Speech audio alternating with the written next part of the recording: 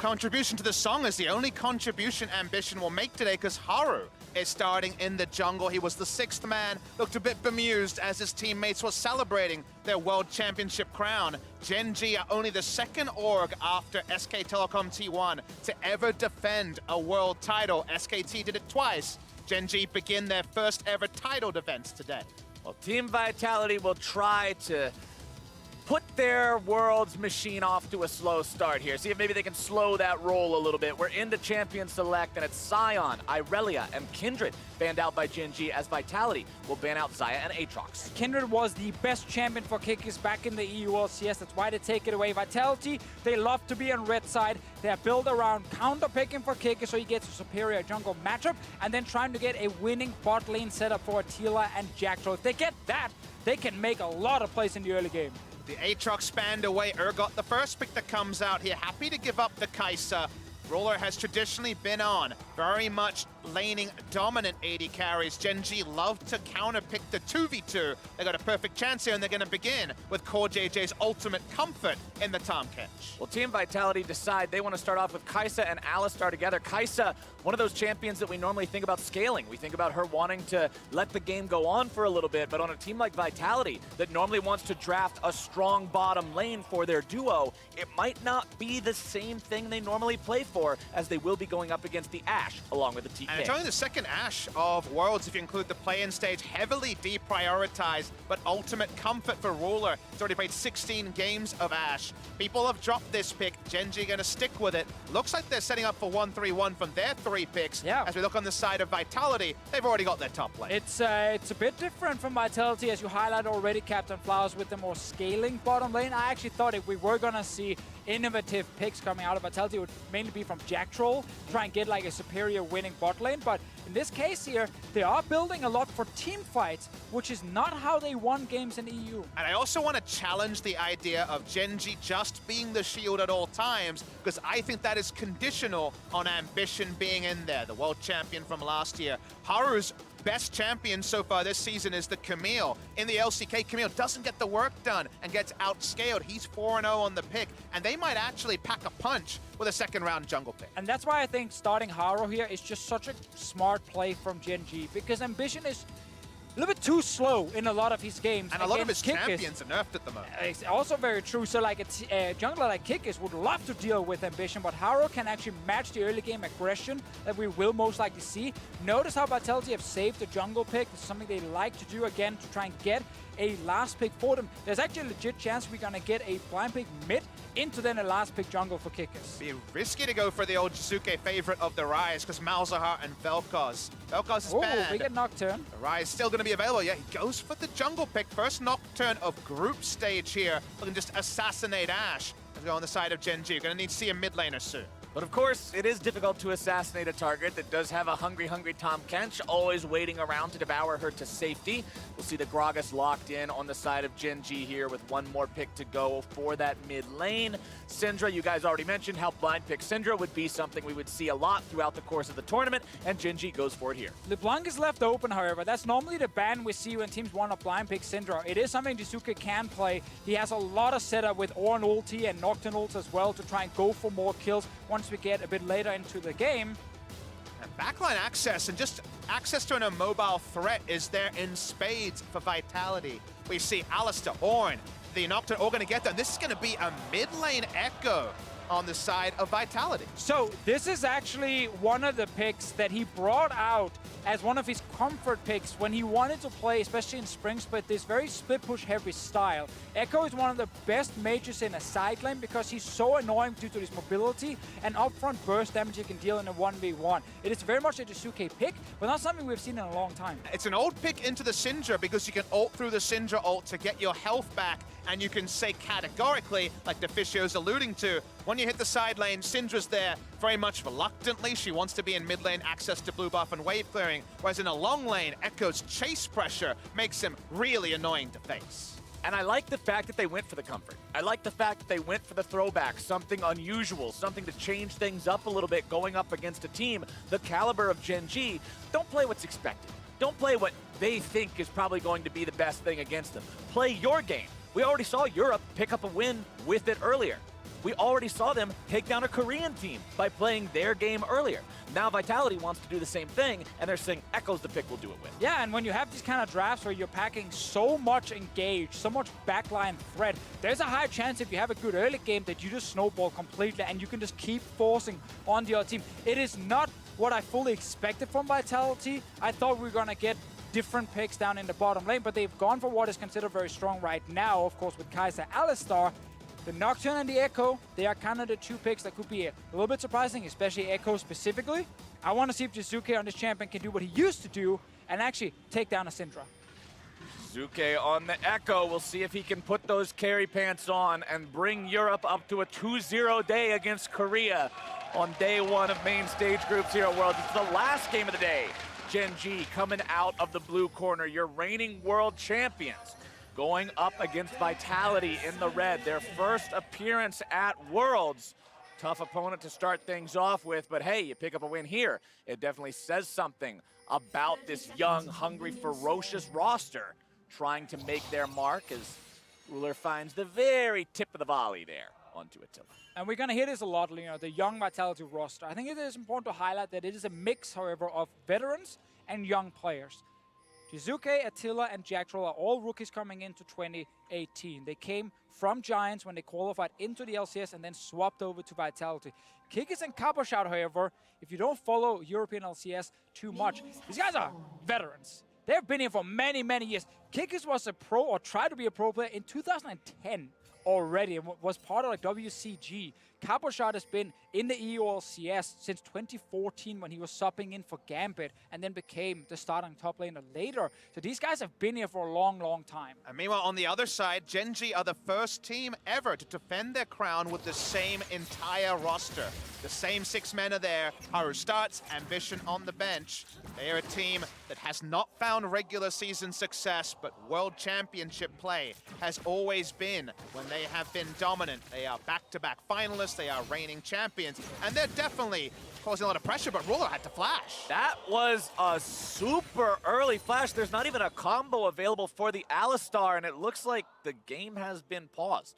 Yeah, Alistar is only level 1. Yeah. You definitely don't need to be too scared of a headbutt, even if you get hit by the wall right after. Early pause here. It looks like the pause is due to a keyboard issue. They're investigating that right now. We'll figure out exactly what's going on and hopefully get back into games sooner than later. But yeah, Gen.G coming back. You were talking about this team and how things aren't always all sugar and rainbows for these guys. It's not like being the reigning world champion means, oh yeah, we're just going to cruise all over everybody, steamroll everything, come in first seed, wipe everybody out. They are the 3rd seed from Korea this time around. It's the surreal thing about Gen.G, former Samsung Galaxy. They were KSV actually in the spring season, so a couple of name changes. Still they are the Only a defending couple. world champions, and still there is that bizarre scenario where when it comes to playoffs, when it comes to regional play, they've never even finished 3rd, let alone make the semi-final. They've always been struggling far away, but the Worlds buff, which is usually kind of just a mysticism you throw out there when you don't really know what's going on, we can't really explain how players like Cuvée can just be on the tanks in the regular season, out of nowhere, be dominant threats when the Worlds is on the line. The keyboard issue was with Jacktroll. It has been resolved. We're back into the game now, but remember, that was a very, very, very early flash from Ruler. Not normally what you expect, but it's Summoner Spell down now with a 5-minute cooldown. That means it'll be about 7 minutes before that's up again. As Jizuke down to 300 HP here in the mid lane. Crown gets a couple more autos. Luckily for Ruler, we are waiting for Kikis level 6 before we expect him to do a whole lot, but yeah. I want to quickly go back to the story of Gen.G here in the summer split in the LCK. When the gauntlet started and the first match, the wildcard match, the BO3 they had to play against the Africa, when you listen to you, Papa Smithy and Valdez, talking about how, well, they were favorites coming into the game, but they got 2-0. They looked abysmal in that series, and it was like, okay, these guys are not even going to make Worlds.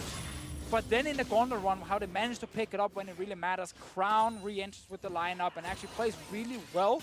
That was a big deal for the team. I mean, Crown played the dominant amount of games of his entire summer season in the actual regional gauntlet. He played 3 games in the regular season with Fly, who was over in North America in spring, coming over to Gen.G and playing in summer. It's his combination with Haru where I feel like Gen.G actually get the big value out of Crown. As a duo, they were so impressive a year and a half ago in spring season of 2017. As a duo in a meta where Ambition doesn't fit, Haru comes in, and to me, he was the big star of their rise as Ambition struggled to make the meta picks work there. And speaking of them as a duo, it's not just Crown that played most of his games recently, it's Haru as well that played almost all his games so far in the Gauntlet. This guy has been getting more of that recent experience. Like you said, the shift in the meta away from the Ambition champion pool, away from the Trundle and the Sejuani that he likes to play so much, is much more suited to what they want to do here with Haru on this Gragas. So far, hasn't found anything just yet. Will make his way into mid lane there to grab level 4 off of that minion and help Crown shut things out. So far, nice start for Vitality's bottom lane, obviously forcing the flash, or Rula kind of forced his own flash in that little trade. Jizuke, he's playing 1v2 right now, playing very aggressive, knowing Crown has no mana. But he wants to get his level 6, then he's fine. Same thing in the bottom lane with the Kai'Sa, and you can start setting up plays with Alistar, Kai'Sa together. The fact they're not getting shoved in by Tahm Kench, Ashe in the early game is great for Vitality. And now Kikis can just farm for level 6. He doesn't need to do anything before that. Bottom side, Vitality will push in their opponents. Kikis hanging around down here, but early turret dive, especially with Haru, Haru's gonna close is not the best idea. Kikis forced to retreat now as Gen.G will threaten the collapse and get the flash for free. And that's just extremely unnecessary by Kikis right here. Like, his own Krugs are alive, and they don't need help bot lane right now against the no-flash Ashe.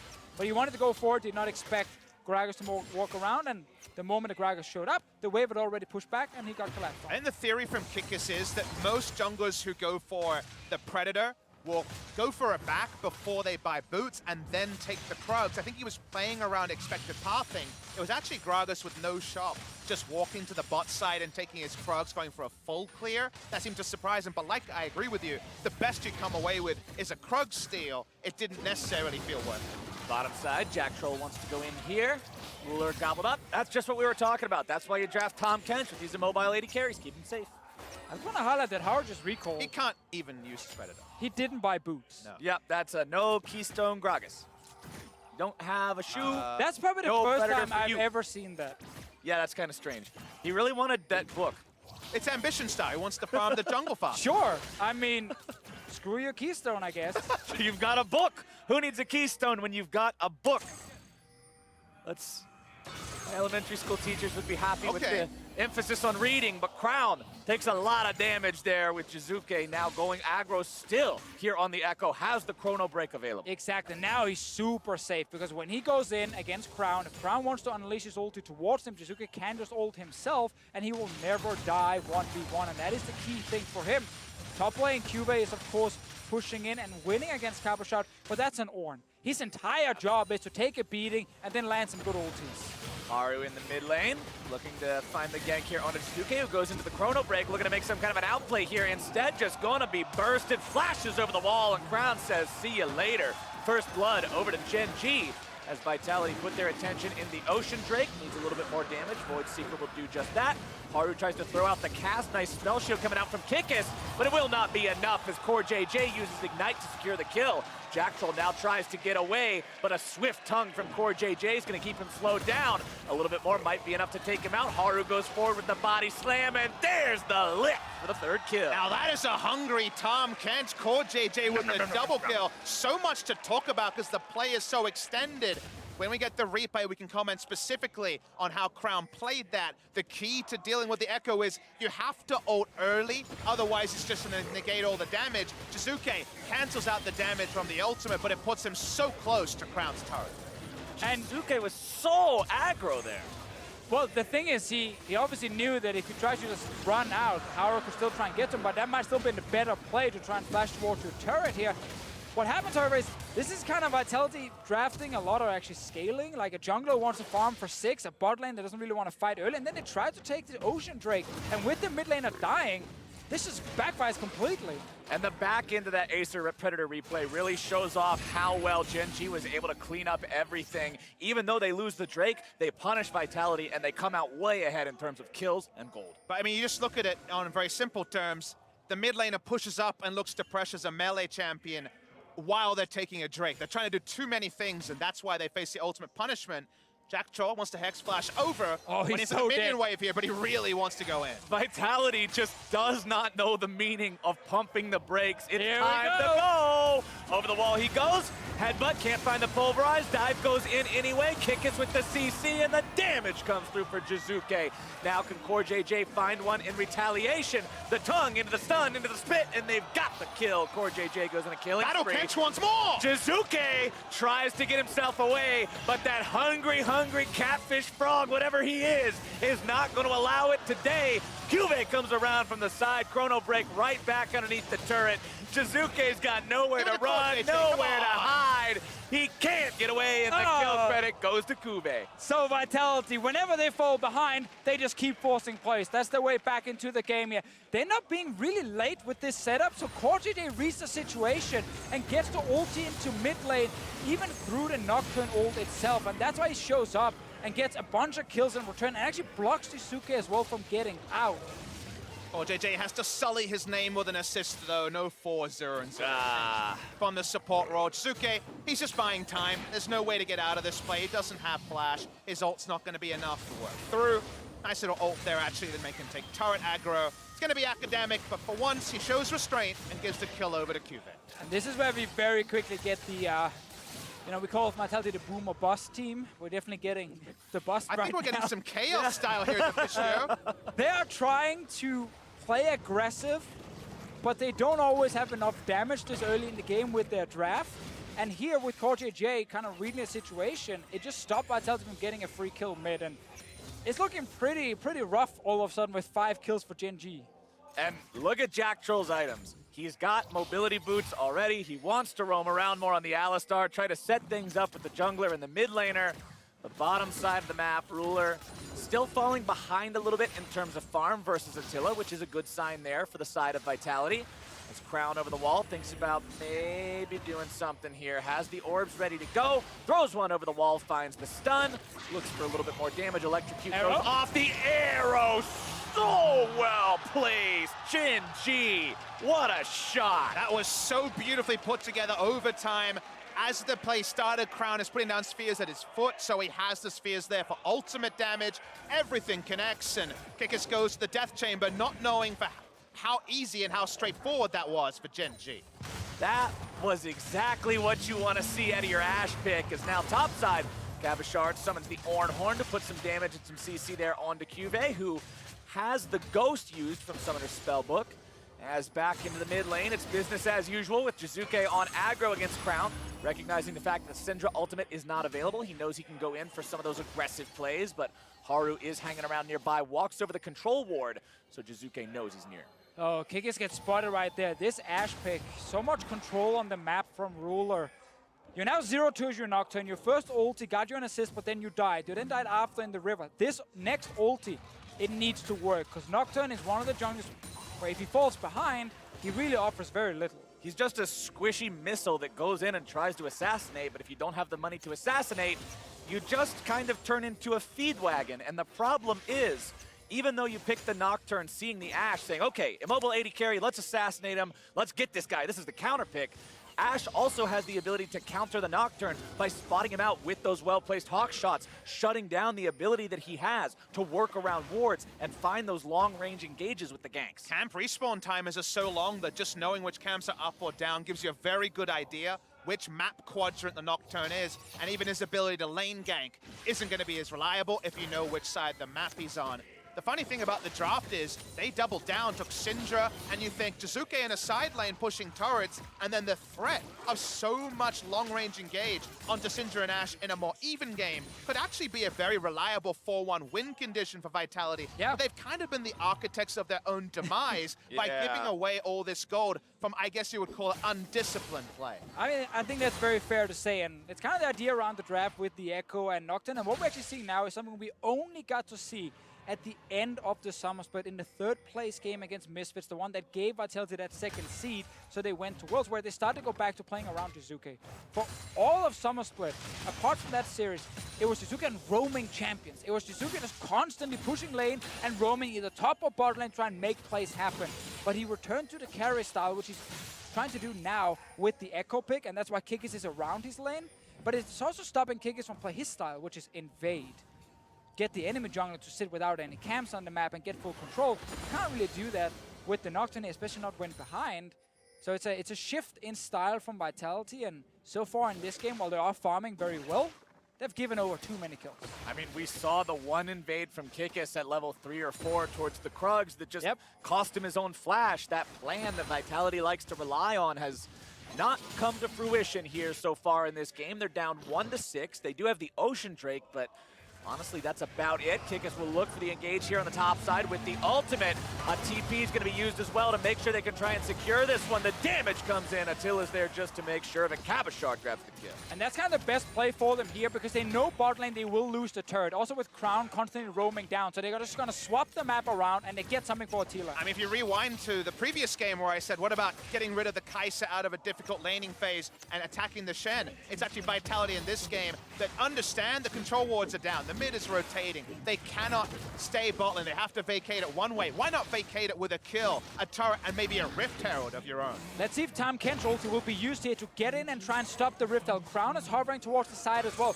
CoreJJ is here now, but I think Vitality just have enough time to kill it and get out. There we go. Eyeball picked up. Nobody's going to forget about that one today. Cask is going to knock Jizuke back. Chrono Break available, but his shadow's still away. Comes back right towards CoreJJ. Needs a little bit more to find any sort of a stun or devour, and Jizuke gets out. This time he holds the ulti in a more defensive position because he's just running further and further away from the shadow so he can jump back towards the turret. In the end, that was 2 ultis used, actually 3, with also the Gragas ulti being blown. Nothing here from Jizuke other than his own ulti. Sort of champion that can make you look silly, that forces uneven trades of cooldowns. Is that Echo? He continues to push, so you have to say, against the run of play, really nice overall play from Vitality. A kill, a turret, also taking away their weakness of the bot lane that was likely to be dived, and even getting the Rift Herald as well. He's got the Proto Belt also completed on the Echo there for additional wave clear. Also extra burst potential on a champion whose burst is honestly not that front-loaded with what's built into the kit itself. Ruler makes his way topside to answer the rotation there from Vitality, as both supports will also be hanging around. Yeah, and we're not at the point yet in the game where Jizuke really can carry. It's actually when he goes to the side lane later and Crown cannot follow. But they're still trying to get more kills around his lane. You can see how Cabashard and Kikis were both hovering around mid. Meanwhile, Attila's been farming extremely well. He has Rage Break completed. The problem is just CoreJJ is on 4 kills. And he can go wherever he wants. That's Tahm Kench. He's going to run everybody down. It's going to be enough to get him an early 6 convergence and help Ruler's damage going, but it's a map play here from Gen.G. Crown's very low on mana. You can't have a super extended fight here immediately. The blue buff will keep that pool very high, giving him a little bit of time to build that up. But Vitality recognized the fact that he can't fire off that combo right now, so they'll be just fine clearing things out. Now they're deciding to go in. Tahm Kench keeping that AD carry protected yet again. He'll pay for it with his own life, most likely. Thick Skin coming in just in time. CoreJJ gets himself back over the wall, but Jizuke pulls his card anyway. Crown's going to be going into stasis now. Still might be in some trouble. Attila going to be taken down. Crown with the damage on that one. Cuvee grabbing the kill onto Jacktroll into the follow-up fear. And Gen.G is destroying Vitality. Jizuke tries to run, but he's running the wrong way into enemy territory. Does get out. And what's very interesting here is a lot of teams, when they see a 5-man group mid, if they have wave clear, they won't move mid themselves to look for a fight. They'll just push out the side lanes and say, thank you very much, we take this farm. But Vitality instantly moved towards mid, said, we just need a fight. One combo from Jacktroll, and it's on. But usually, you dump so much damage into a Tahm Kench, you take him down a lot earlier. This Tahm Kench uniquely has so much gold. Even though this timing from Vitality is very fortuitous, they cannot kill the Tahm Kench for so long as the extra resources like Jizuke having to flash over and spend so much time that Ruler, who has no feel in frontline anymore, is able to just move topside and Cuvee does the rest. Yeah, I really also like the flash there from Crown, buying a bit more time for himself to deal damage. But one thing I want to highlight, while it is a 3-for-2 trade in favor of Gen.G, Jizuke got the shutdown kill on CoreJJ, who had 4 kills already. That's a ton of gold coming for the Echo. Shelly coming in the mid lane here, trying to take down that tier 1 turret. Won't quite get it. Also want to point out that in that fight, Ruler healed just as CoreJJ was down to some 10 HP sliver of health.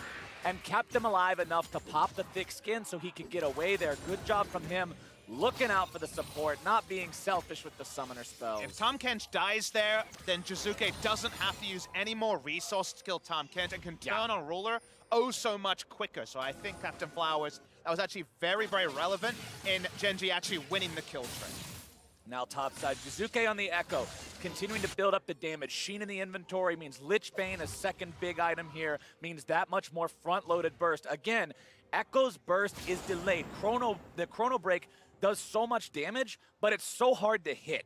You also only have the damage from the Q and the E. W does no damage itself. You've got to put these extra tools in there, and once he gets them, man, he hurts. Yeah, I mean, you start building around getting multiple auto attacks off, you know, proccing the passive and actually getting some bonus damage from that as well. But I think we saw in the last team fight, Gen.G started without all the members there, and they still managed to get 3 kills. It shows that their composition is built to fight, and as long as they don't die to the initial engagement vitality, they have so much return damage from Ashe and the Syndra here. So it's all about just staying alive when the Nocturnal comes in, and so far Gen.G have shown in this game they're not scared of Vitality's aggressive plays. But I actually am really concerned about where this game could go from a Vitality perspective, because you just think about your life as Ruler and Crown. Let's say your summoner spell's down, you don't have Flash, or an ult comes out, the Paranoia is popped, you see Alistair. That's a lot to already factor in, and you know already that we're going to see Lich Bane Echo be pretty uncontested in the side lane. During all of that, if you get hit by the parallel convergence from a flank, that's another thing to consider.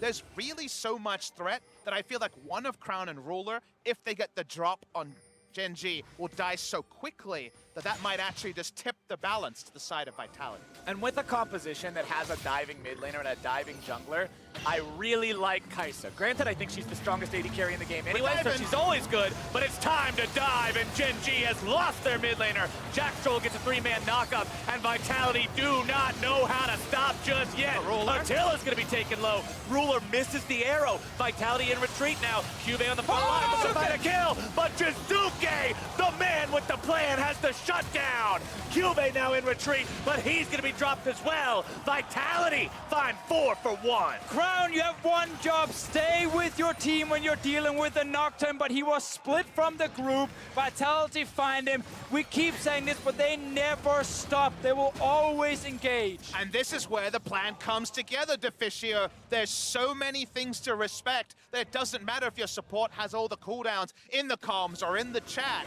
Watch the replay here. Consider what they know and what they don't know. Crown is actually posturing forward, looking onto Jizuke, but there's so much guaranteed upfront burst that, like I mentioned, one carry is down instantly. But the awesome thing about how this game is going to play out is we're going to get more and more of these engages, and Gen.G will also find ways to try and defend more, because Haru will actually stay. I don't know why Stop was there, but anyway, he will stay with his carries and can use his ulti defensively to again survive the all-in. But this time, we're split up teams. Kikis and Vitality find the first kill. Jizuke is fed on this Echo. And we said early lane phase is not what it's all about with Echo. It's the late game where you cannot stop him in a side lane. So what I'm learning so far, gentlemen, from day one of main stage groups, Europe needs to pick comfort picks, and they can go toe-to-toe with Korean teams. Because the Heimerdinger from Hjarnan with G2, and now the Echo from Jizuke with Vitality has been putting in work. These unorthodox picks, this different style, this is what makes them have to reevaluate the way they play the game. And now Cube needs to reevaluate what the hell he's doing here in this river. Gonna be on the defensive now, has to also be aware that he could fire off the ultimate, not give him the chance. I'm pretty sure Jizuke has no idea how to not play League of Legends aggressively. This man is always on the hunt, and he gets himself away. Poor JJ bringing up Maru, trying to chase him down, but he makes you look silly. This is what he likes to do when he's ahead in the game. When he got into the spring split, we didn't know much about Jizuke. We knew he was the first professional Italian player, and that was it.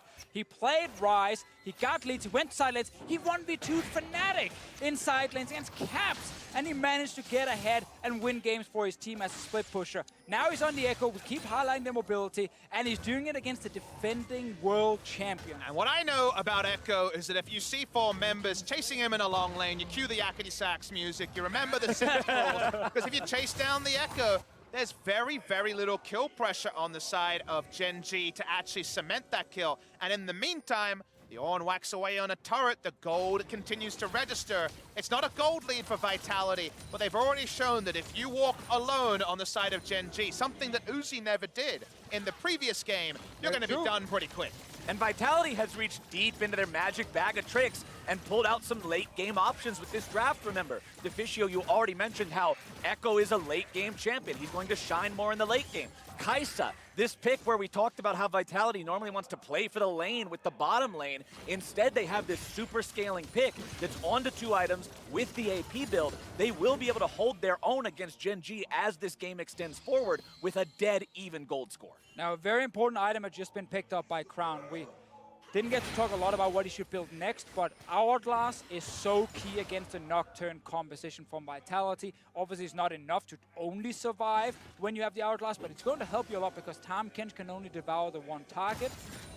Gen.G, it's all about surviving, and Vitality, they're looking for the next big fight.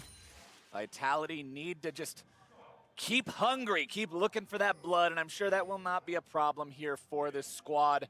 Cabashard in the top lane, 2-0 and 3 there on the Ornn, and you can see the gold difference over time coming in. Gen.G's lead is shrinking as Vitality is going in yet again. Jack Troll going into ulti mode here immediately. Gets himself out of the way in time. Cuvée is going to be taken very low. Kickers can't quite find the damage. CoreJJ now going to be the target as he loses his AD carry.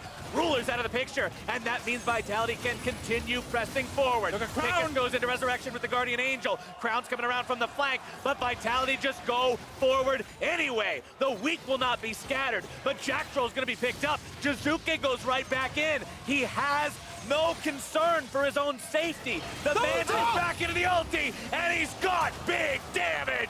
Cuvée having to get himself back away as the Vitality dive will continue forward. Kick is throwing the turret aggro, goes on a rampage to take down that enemy top laner, and God bless it, Vitality are taking Gen.G down in the bottom lane. Man, when Vitality find the fights, they look so good. They're so confident. They don't care who they're playing against. They dive past the turrets. Syndra shows up behind them. They don't try and run away from the turret. No, they just turn around and try and kill the Syndra. That's because there's only ever one threat involved. You might see 3-4 members, only ever one damage threat, and they can never puncture through. Damn, Baron. Everything there. You're right, Vitality turns onto them. They have a lot of Baron threat. Here we go. Vitality has damage to take this down, but Gen.G is now trying to come to stop it. They don't have everybody here just yet. Jack Troll's going to be running interference.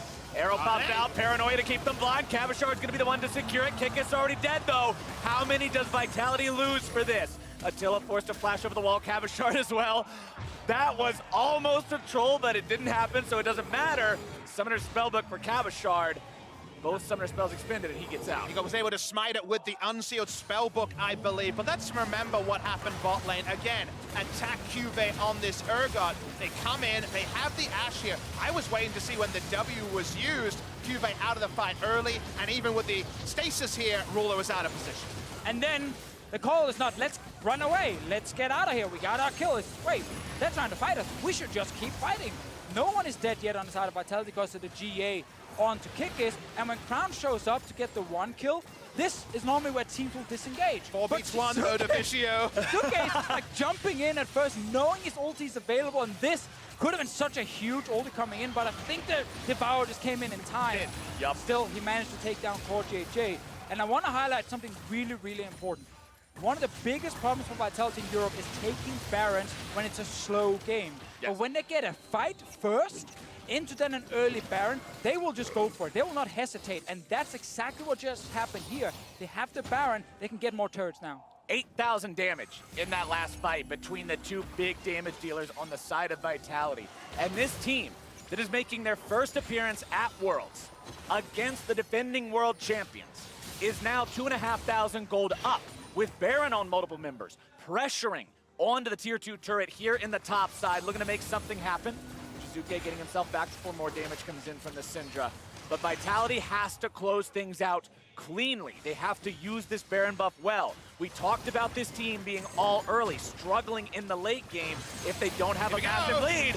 Cube's gonna be in some trouble. Jizuke gets locked down, gets himself out using the chrono break, but Jack Troll onto the front line, gonna be absorbing so much pain. Paranoia comes in, Kikis decides to go into the back line here as well. Still nobody gonna be dead on Gen.G. Pulled back in the grinder. Cube grabs the kill as CoreJJ is gonna remain on the front line. Cube goes in, he's able to find Attila now too. And Vitality is destroyed in this fight.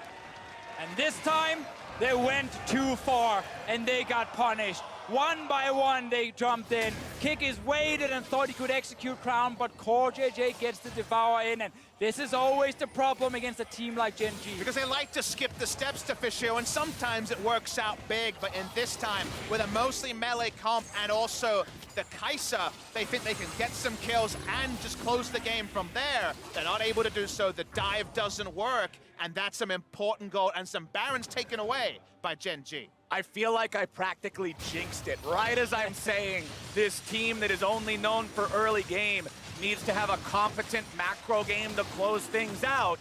It falls apart, they overextend, the fight goes the way of Gen.G. Let's take another look. So, Turret is still alive, Jizuke goes in, which then forces Jack Troll to follow as well. But notice when Jizuke jumps out, Jack Troll's now left alone. Attila's hitting a turret. No one else is following up until Kikis jumps in, and then the Devour is ready. Let's consider a different fight where they take the turret and back away, and they gave up Jack Troll's life for the inner turret. Instead, they go further. They flash in from Cube, still very tanky despite the low health bar. They were able to pick up some kills, get back some momentum. They need to start clearing vision, though, and cementing a position on the map, because the next time it won't be under a turret necessarily, and maybe the next time Vitality can assassinate one of Crown or Ruler. But a fight where one of your guys is fighting and you don't all pile in does not seem very indicative that this is Vitality. This is a team that we said likes to scrap, a team that's always looking to fight. And that fight just he was fighting a turret and the other ones were fighting. I also want to point out 10-stack Medjai's Soul Stealer for Jizuke. He's on the Echo, he knows he has outplay potential, he knows he has escape potential, and he wants 25 stacks. But we have to remember, when he's in the side lane, that's when he's actually strongest. Like, Team VIT, sure, you can do really well on Echo, but it is a lot harder to do it. In the side lane, that's where no one will stop you. The top lane tier 2 is still available, so they don't actually have to instantly run into the next 5 versus 5 Team VIT. They can just use Jizuke to get a turret first. I mean, Echo does a pretty good Camille impression when he starts hitting the turrets in this game. Bamba power play was definitely shut down. The turret dive actually advantaged Gen.G there. But it doesn't change the state of the game, because we said from the draft onwards, Syndra wants to take blue buff and clear with her friends. She does nothing in the 1v1 here, as you'll see. Jizuke doing a masterful job predicting what Crown was up to and taking him down. Getting back out of the way of the arrow as well. There's 4 more stacks. And we just said it, Jizuke in the side lane, that's what you're looking for as Vitality, but Crown, that was so greedy to just try and kill the wave. He realized very quickly he was going to get destroyed, and he didn't even use his item. Yeah, Sonya's available, heal not available. Flash is now down as Vitality, with their Baron just expiring, allow Jizuke to take another turret uncontested. And Gen.G now stand 25 seconds until they have their mid laner back in this 4 versus 5 situation. Vitality playing the 1-3-1, or 1-1-3, I guess you would call it, with the 3 now in the bottom lane, having the Nocturne and the Echo, pressuring the other 2 areas of this base from Gen.G. Jizuke takes down the tier 3 and top side. And Crown just being greedy top lane and then not even using Hourglass just cost his team the inhib turret as well. He could have just stayed at the objective, waited for the minions, killed the minions, and then Jizuke wouldn't have actually taken him down. And if you think about the games that Crown and Haru were playing that did propel Gen.G to Worlds, Crown was largely on pure utility picks, the Lissandra. We were thinking this tournament, Lulu Karma, that's where he'd play. The famous story of the Syndra with Crown is a long one. In 2016, they had to ban it in Worlds because he couldn't play it. He played it very well in 2017, but it's not the utility pick so much, and the Echo has done everything. The Zonia's is never used, he's taken down, and Crown and Haru just haven't been able to replicate that gauntlet run today. I just love the fact that he's got parallel convergence down there. He reads it like a book. He says, nope, there could be somebody in this brush, and once there is, he is ready to go in that situation. 6, 3, and 6 on the Echo, still out farming his lane opponent. Stacks positive on the Magi Soul Stealer with a needlessly large rod and inventory to complete the final. 14 stacks, 14 kills. I'm sure some viewers at home are loving that. Very, very nice there. Very, very secure in how this thing is going. And the death cap is there too for the AP numbers. You saw how he needed that extra ability in the last time he tried to assassinate. Doesn't need it anymore. No, that is a full build Echo, if you count Magi Soul Stealer as a full item.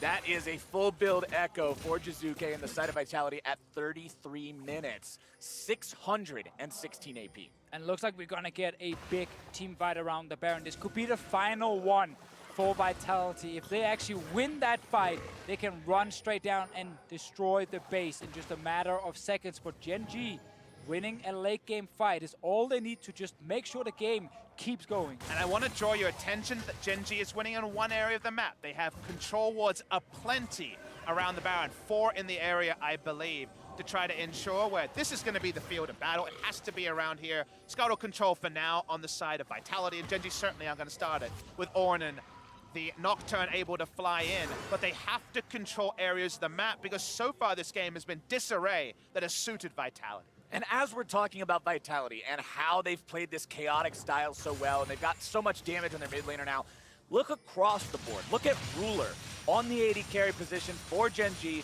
This is normally the guy that they're depending on to have the big carry performances. Look at his inventory. Hex Drinker, Guardian Angel. These are not massive DPS items, and it's going to be very hard to get through an Ornn and an Alistar if that's what you're supposed to do. He might get a red buff, but I take your point especially. Only people he's hitting is going to be Ornn and the Nocturne, maybe Alistar. And Ornn is pretty damn healthy and has the armor. There's no Infinity Edge, there's no Last Whisper. We're a long way away from damage. This is the sort of build Ruler needed when it was a Vladimir bot lane meta. He just needed to survive. It's not going to help them if they actually get that 5v5. Now Vitality get push in all lanes. They can go in and kill all the control wards that were placed just before by Gen.G. Now it's Vitality having this setup near the Baron itself. And with the amount of engage on their side, if they start the objective and Gen.G have to start moving towards them, there's a high chance someone will split up and then Kikis can go for that one target. Well, let's see if Vitality know how to play this right. You already pointed out their Baron control as a weakness of the team. They just need to get the fight, and they have so many ways to start it, and they should be fine. And they also have so much control on the side lanes from the fact that Jizuke doesn't need to be there when they start the control around the Baron. They can make this smart play and force Gen.G into a lose-lose situation with how they use Jizuke. He's coming back. He's been full build for a while now. Watching Gen.G just push through mid lane and try to recontrol Baron. Worth pointing out, both top laners with their Summoner spellbooks don't have teleports right now.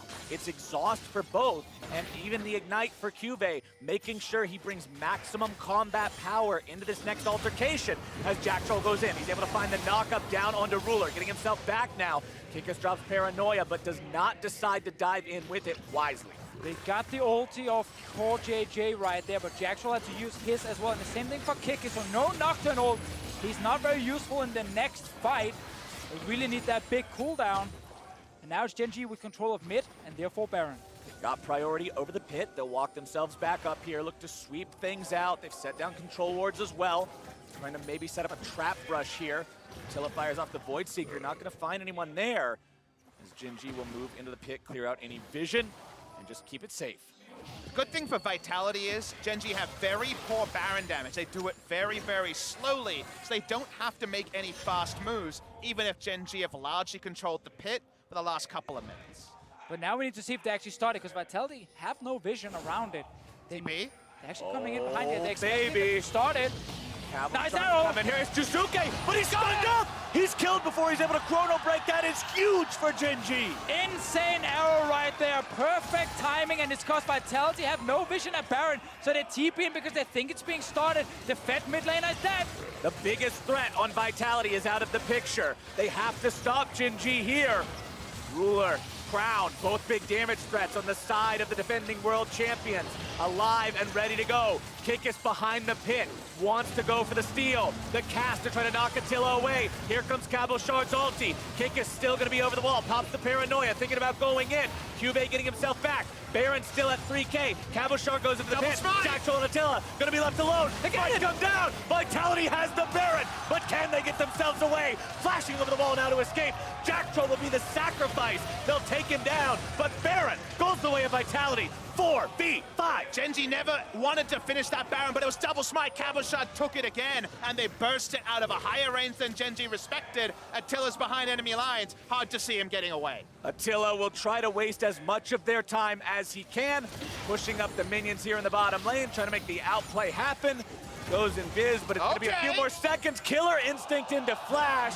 It looks so damn cool, but it means so damn little. Attila taken down as the tongue comes out and the damage goes through. And it's hard to blame him for trying to flash away right there after he made some nice jukes, but it means in the end, he had to blow the flash and he still died. Corjade flashed after him to finish him, but man, there's not a lot of teams who will go for these kind of plays, but Vitality 4 versus 5 are still doing it. So watch the Baron health, 2900, not burst range. Cabochard has smite here for double smite level 18 and level 16.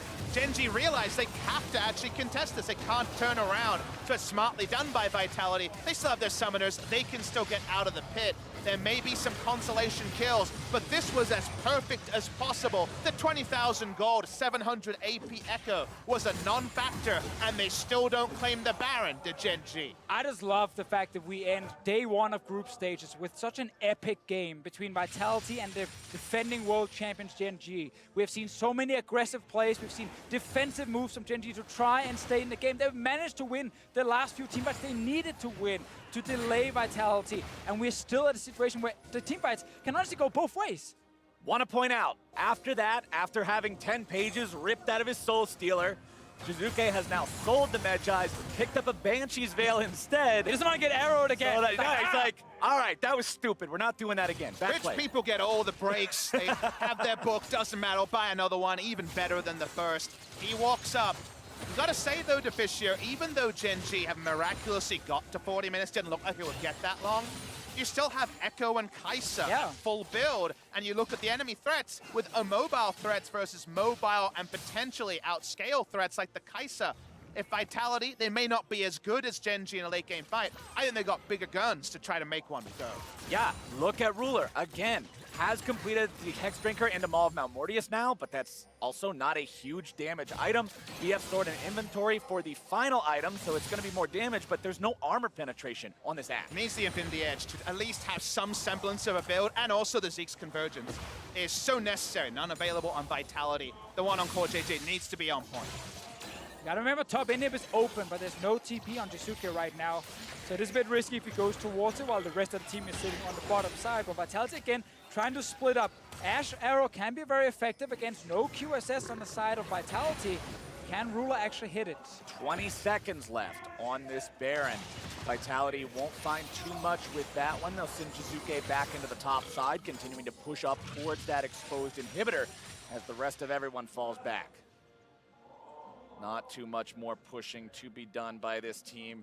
Yeah, you got Baron, but considering the consequence, rather the circumstance, I should say, of getting it and the consequences of picking that up, losing both your support and your AD carry right as you grab it, they didn't have as much time to work with as they would have liked, so Gen.G will continue to hold on to their base intact. And a lot of the easy objectives for the Echo to Swift push are now down, so it's a lot harder to actually find a map state where you have your waves in the right position to set up for an objective like the Elder in 1 minute 30, and also be threatening with Jizuke. About another 40 seconds, so his teleport's online maybe a minute now with the nerfs. We're just looking at Vitality's setup here for this Elder Dragon. Small little thing that Kikis did there, he actually delayed killing the Rift Scuttler for as long as possible because he wanted to stay up for really, really long in case a fight breaks out around the Elder Dragon. We're gonna get a dance between the two teams. So he just wanted to get the maximum amount of uptime.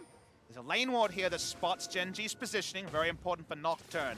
When he's choosing his opponent, poking around, if they can get the Banshee Veil from Crown, could be the go button for Vitality. Remember, Crown does have that Hourglass, does have to remember to use it. We've seen that be a problem for him already this game in the top lane when Jizuke found the kill earlier. But Gen.G feels like they've got enough control over the game right now to push forward. They feel safe grouped up as 5. But Jizuke's hanging around behind these guys. Don't know his position. Ward gonna be revealed. Jizuke still getting himself away. Not too worried about it. Does have Banshee's Veil available. Remember, after that last pickup that Gen.G got onto him, he doesn't want to be found out like that again as the dance continues. But we know that Vitality have to go through so many things to actually kill the carries. Hourglass on Syndra, GA on Ashe, plus Tahm Kench to try and save one of them with Devour. There is a world where if you are Vitality, what you're actually doing with their Nocturne ulti and the Echoes, you're just zoning the backline while you're killing the front line with your Kai'Sa. True hybrid Kai'Sa coming out, by the way. Infinity Edge with Nashor's Tooth, Ginsu's Rageblade, Mercurial Scimitar, Runeon's Hurricane, full build on this amazing late game hyper carry. Vitality will melt health bars on Gen.G. Oh, he's TPing for the base! TP coming in from Jizuke into top side saying, all right, defend Elder, I'm going for the inhibitor. Don't know if only one man can handle Jizuke, but Gen.G still walking out on this Baron. Cuvée goes back. This is where Gen.G have to make the decisive call. Do you stay for Elder? Do you stop the inhib take? What is the decision here? Ruler stepping forward, gonna draw the aggro from the Elder Drake. Top side, Jizuke is going to be stopped by Cuvée potentially, but the inhibitor's still taken down, and Jizuke gets himself away. It's 4v4 in this bottom part of the map. TP available for TP Cuvée to coming. join in. Attila, they're gonna And try now and finish the they're game. still looking to make things happen. It's Attila going into the base. Vitality has to buy time. That's the call. Cuvée has to try to defend this on his own. Jizuke will not be taken down. The shutdown goes Here we through. go. Vitality's looking to end it. They're pushing Nexus turret number 2. Let's They go, can't boys. get back in Keep time. pushing. Gen.G They is got it. rushing to Nexus, but Vitality will take them down. Europe 2-0 against Korea. That was an insane ending there, but you need to be decisive in the big moments. And the second teleport was actually having their cake and eating it too. Vitality, we said they could be the wild card in the group. They certainly live up to their name on the first time. People ask me, Captain Flowers, how do I get good at League of Legends? And I tell them, follow your heart. Pick the Heimerdinger, pick the Echo, play your game. Forget the meta, forget what everybody else says to do, play your game. God bless it, that was amazing from Vitality. And it's just this team, first game on the big stage, and they're not scared. They go for this play.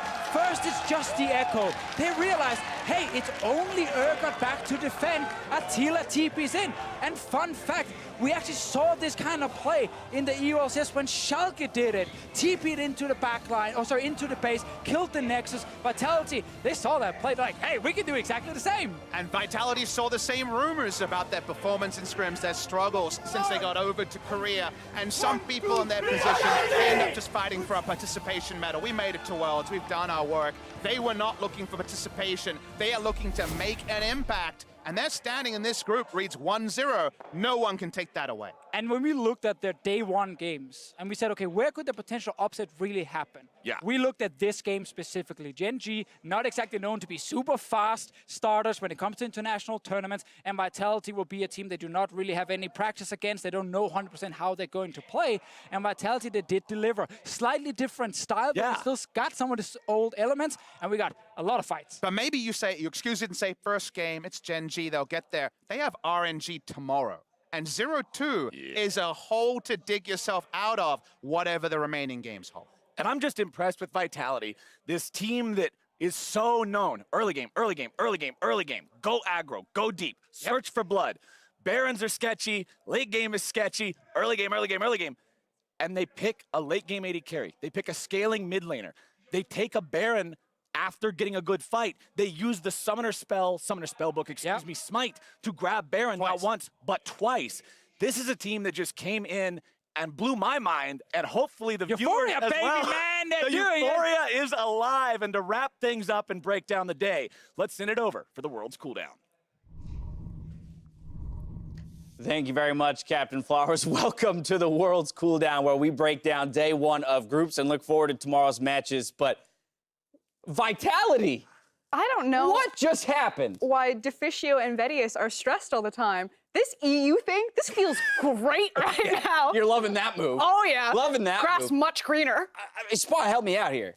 This was so unexpected. I don't got much for you, to be honest, because when we were talking about this game, we were saying, you know what, if they throw that first punch, if they pick the early game snowball, they can start something happening. When you're ahead, anything is possible in League of Legends. And they say, you know what? We're fine getting to level 9. This is okay. We're going to scale. And then it isn't actually individual mechanics, although there were a lot of individual mechanics on display. It was actually late game creative shot calling that won Vitality this game. So, I mean, just they're ticking every box at the moment. I do want to give massive credit, though, to that super creative composition. As we take a look at this end game, Jizuke, I had some questions. I was like, you know that this guy has a huge ceiling, but I haven't really seen him reach it again. I feel like he was in a little bit of a hole. This game played like an absolute god. Some of his 1v1 outplays, particularly that Syndra flash, making the creative call that Jake is talking about right now to also pull Attila for the double TP, just out of world. And we criticized TL at the top of the show, just to juxtapose. Yeah. They played okay, but they didn't make any of their own plays. They were kind of on the back foot. This is a team that played not great in Windows, but in other Windows, just made their play through the, the game-winning play multiple times. And they were just able to continually, try and dance around and look for positioning and took the opportunities. Misfits, Gigabyte Marines. These are all teams in the past that have done exactly that have honed in on their style, the way that they want to play. They commit to plays and fully commit as a team of 5. That's a great example of a team fight. We just saw it there. We see an Ornn ulti thrown for the flashes. It just misses everyone. If you miss Ornn ultimate altogether, you're like, that's not a team fight we can win. But time and time again, they go for it. Another great play. We're overextending. We're fighting the whole time underneath the turret. This is an additional man. Remember, turret teed up. It doesn't reset anymore. This fight Everyone's took like just 2 taking minutes. turret aggro, and they're just still going for it. But what's great is how they break down these team fights. The fact is that Gen.G, they're such a great team fighting team, but they're a very controlled team fighting team. When Vitality did finally overreach kind of into the pocket and try to dive too deep on that mid lane tower, Gen.G bit back so hard. But when you are constantly having 4v5s, 3v4s, because there's such a far reach with the mobility, I think the composition was super creative to always deny a true 5v5. You saw a few of those moments there, right, for Gen.G. When they are grouped, when they're allowed to group as 5 and make the decision, it almost always works out in their favor. Well, that's the thing. This wasn't a perfect game. I'm not sitting here trying to sell you the fact that, Vitality is playing clean, crisp, well thought out, like big brain League of Legends. They're just looking at opportunities and saying, can we make a play right now? Yeah. And when the answer is yes, they just go for it. Some of them backfired. We just saw a guy teleport onto a ward, get killed instantly, nearly cost his team Baron. But ultimately, that's not how the game worked out. We can come back and talk about this a bit more on the other side, but to hear more about the first victory at Worlds for Vitality, let's hand it off to Avali and the mid laner. Thanks, guys. I am here with the Italian stallion Vitality's Jizuke. Congratulations on that win. You had the Baron steal, you had the backdoor, and then you beat the world champions. What was going through your head during that game-ending moment, and how were you able to pull it off? I think we did many mistakes in early game, but then with some team fights, we came back. And then we were just winning every fight and going ahead, but then we got stuck. We couldn't win anymore for some reason. We stopped making plays and stuff. So we are like, hey, me and Kicks are saying, there is a wave top. I think we should TP there, and then the game, they will go Elder. And we just did it, and it worked out. I'm happy. Predicted it and it worked out, but I want to kind of point to your Echo pick because that's kind of a comfort pick for you. And earlier today, they didn't ban Heimer against Yarnan, and G2 ended up picking up the win. So what's up with these teams not banning or doing their research on EU comfort picks, and when do you think they're going to wise up? I think it's pretty normal for Koreans to this respect. In scrims as well, I don't know, maybe there is a confident pick that someone has, but they want to keep trying to play into it and just see if it's good or not.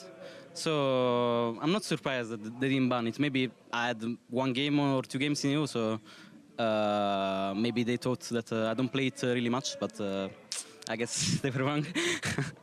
Now, people have been nicknaming your group the group of death. Is it because RNG and Gen.G are in it? Or do you think it's because you guys are now in that group? I guess we will see. It's definitely an hard group. RNG just won everything this year.